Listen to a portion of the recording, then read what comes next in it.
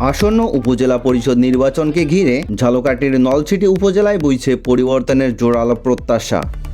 স্থানীয় সাধারণ মানুষের সঙ্গে কথা বলে জানা গেছে, তারা এবার উপজেলা চেয়ারম্যান হিসেবে জনাব জেডাই কামালকে দেখতে আগ্রহী।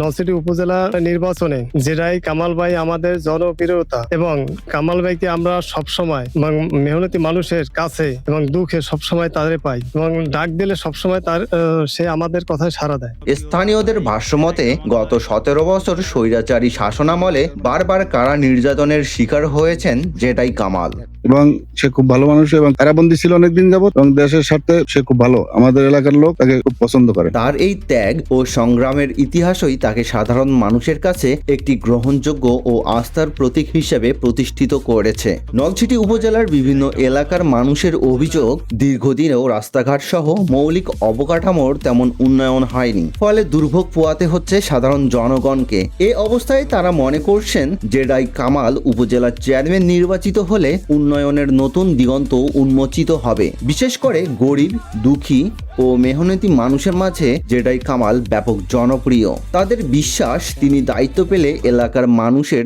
দীর্ঘদিনের কষ্ট লাঘবে কার্যকর ভূমিকা রাখবেন।